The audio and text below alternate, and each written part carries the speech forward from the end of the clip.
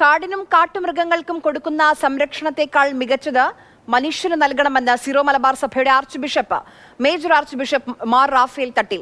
പ്രകൃതി സംരക്ഷിക്കപ്പെടുന്നത് പോലെ മനുഷ്യൻ സംരക്ഷിക്കപ്പെടുന്നില്ല. കുറുമ്പുള്ള ആനകളാണെങ്കിൽ പിടിച്ച് പരിചരണ കേന്ദ്രത്തിലേക്ക് മാറ്റണം. നഷ്ടപരിഹാരം, ധനസഹായം നൽകുന്നതിൽ സംവിധാനം പിശുക്ക് കാണിക്കരുതെന്നും മാർ റാഫേൽ തട്ടിൽ പറഞ്ഞു. പടമലയിൽ കാട്ടാന ചവിട്ടിക്കൊന്ന അജീഷിന്റെ വീട് സന്ദർശിച്ച ശേഷമായിരുന്നു ആർച്ച് ബിഷപ്പിന്റെ ഈ പ്രതികരണം. കാടിനും കാട്ടുമൃഗങ്ങൾക്കും കൊടുക്കുന്ന സംരക്ഷണം അതിനേക്കാൾ കൂടുതലായിട്ട് മനുഷ്യർക്ക് കൊടുക്കാനായിട്ട് ബന്ധപ്പെട്ട എല്ലാ സർക്കാരുകളും ജനപ്രതിനിധികളും എല്ലാ ഭരണ സംവിധാനങ്ങളും ഏർപ്പെടുത്തണമെന്നാണ് എനിക്ക് പറയാനുള്ളത്.